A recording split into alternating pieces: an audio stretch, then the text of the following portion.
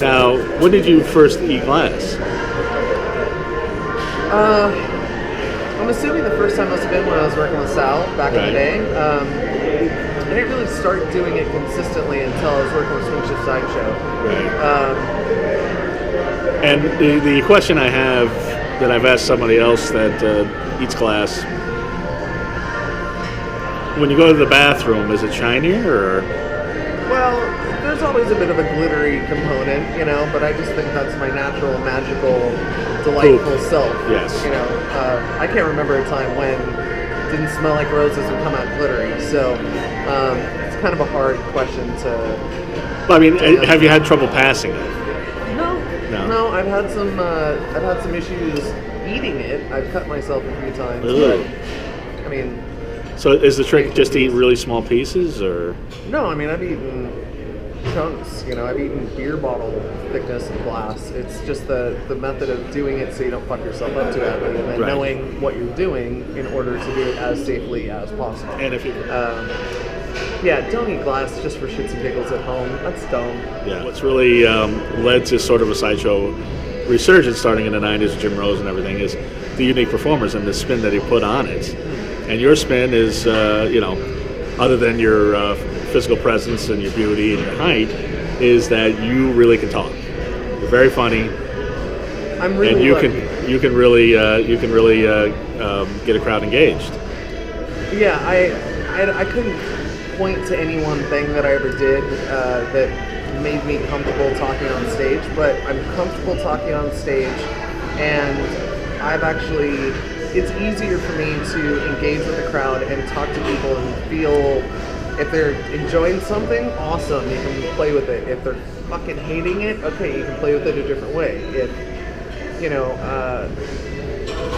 I've tried to challenge myself a few times with completely non-verbal stuff. Like I used to do a lot of belly dancing and belly dancing with fire, and that's awesome. But it's I don't have the skill or the inclination to do non-verbal sideshow. I enjoy talking to the audience. Right. So I do a lot of MC work, like with the Demented Dolls and the MC, with the Absurdities Freak Show and the MC, with the Squidicide Freak Show and the MC. And then when I do my own stuff, I tend to talk. So, yeah, I did a show here in Vegas for years called Punk Rock Bingo. Like, every first Wednesday of the month for 7 fucking years. And that was 4 hours basically straight of me on a microphone, calling bingo or talking shit about some games that we were doing or introducing people or whatever. So all off the top of your head. Yeah, no, nothing written, nothing scripted. I might have a vague idea that I wanted to do a thing, but I would never. I can't write for shit, or at least I've never really tried it. So, yeah, I usually will end up being the talker because a lot of sideshow performers aren't comfortable talking, or they need to be able to just focus on the stunt. A lot of sideshow performers are phenomenal talkers. Right. But for me, that's definitely my strong point, is being a blabby bitch, as we can attest right here. Yes. Blabby bitch. Being a blabby bitch, you became the ringmaster for Motley Crue's residency here at the Hard Rock. Yeah, when they did their first rock and roll residency, Motley Crue needed an MC character to make it more of a stage show and less of just a straight rock show. There were a lot of theatrical elements in the show. We had a mini crew that was this amazing group of little people musicians that started out the show that it all went horribly wrong, and then the real show started. We had an aerialist doing work on chains as opposed to soft fabrics, and then a shitload of fire, of course, being Motley Crue. So I helped organize a lot of that, and then... Well, how did you get contacted for that? Honestly, a buddy of mine that is a pyrotechnician here in town, he's also a comedian, Pyro Pete. I know Pyro Pete. Pyro Pete's great. I was Pyro. Pyro Pete is fucking awesome. I came to Vegas, and they're like, oh yeah, we want to bring in some weird shit. You know, we should call our contacts in LA, and he was like, no, if you want weird shit in Vegas, you gotta call Jenn. So, thankfully, through that connection, we just came in and started designing all the weird shit to add into the Crue show to make it, like, as much of a as much of a spectacle as possible. So towards the end, they were like, yeah, we gotta have an MC, we want to do a Cirque character, with the big nose and the pot belly, and it's like, dude, Vegas already has 8 fucking Cirque shows. Right. Stay rock and roll, stay raunchy, don't pander to that, and stay true to who you are. And it probably was Pete, actually, at a meeting that was like, well, Jen, you're an MC too, right? And I was like, I'm a fucking good no. Yes, I'm an MC. Of course I am. Let's do this shit. And lo and behold, I ended up MCing the show, co-designing all the weird shit in the show, doing fire. How do you MC to a crowd that is expecting a non-stop tits and ass rock and roll show? Motley Crue is not necessarily your crowd. You're more punk rock, and it's an older crowd. It's an older crowd, and it's an older crowd that's used to seeing Motley Crue do specific things. Right. So it's like, how do I interact? How do I interface between the band and the audience so that it's not disruptive, it's playful, it's funny, but it still provides that bit of a narrative structure that the show needed. So it was challenging, it was scary as shit, just because it was like, we literally had no rehearsal time. None. At all. It was amazing. We just went out and did it. And the very first night, I got stuck in this giant ball that Justin Bieber used on a show that I was supposed to take some torches inside the thing, light the outside of the ball on fire, and then breathe fire at these 2 crosses that were on the ground. And I was coming out of the ceiling and do this whole big thing, and we never got to rehearse it, not once. And so the day of the show, I was like, fuck, I have to try this at least once to know how I'm going to get in and out of it, and then get out of the harness, and then all the way over to the backstage to the dude that blah, blah, blah. And I got stuck. And because we never actually got a chance to fully run it. And so...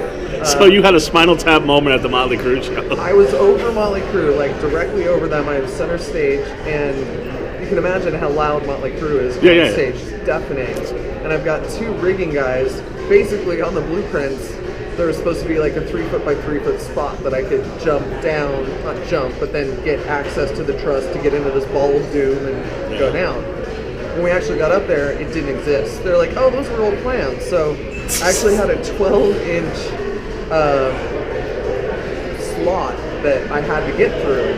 And I'm wearing a corset, my tits are like up here. Plus I'm wearing a corset, which doesn't mean you have a lot of mobility. Right.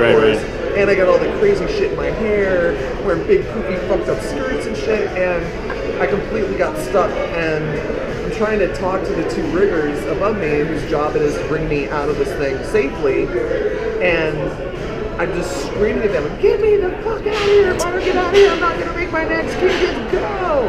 And so I ended up blowing out my voice the first night emceeing for Motley Crue because I was yelling over the band, trying to get these guys above, finally, literally was just like, all right, I'm gonna take this tape and put it over here, and then just covered in bruises and shit. Needless to say, we need to repeat that act. And which members of Motley Crue hit on you? None of them, actually. They were all pros, and actually had a lot of fun building this shit with them. Tommy Lee and Nikki Sixx were creatively super